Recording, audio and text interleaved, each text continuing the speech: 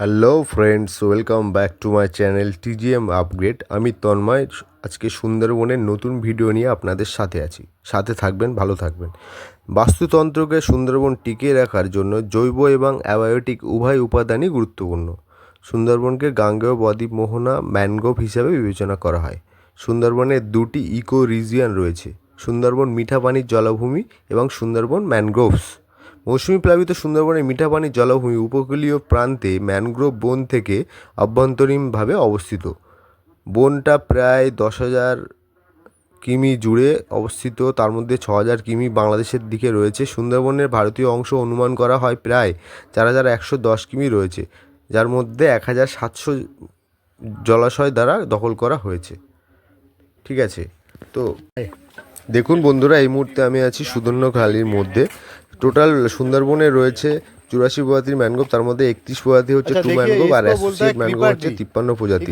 Algae আছে 150 আর phytoplankton আছে 102।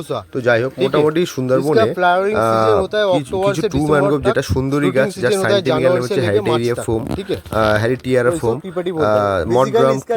মডগরান, যার সাইন্টিফিক নেম ক্রিয়াপস ডিকান্ড্রা, গিওয়া, এক্সোকারি আগালোছা, কালোবেন, অ্যাবিসেনিয়া মেরিনা, পেয়ারাবেন, অ্যাবিসেনিয়া আলবা, সবথেকে গুরুত্বপূর্ণ যেটা ফিনিক্স পালুডোসা হেতাল গাছ আমরা দেখতে পাবো।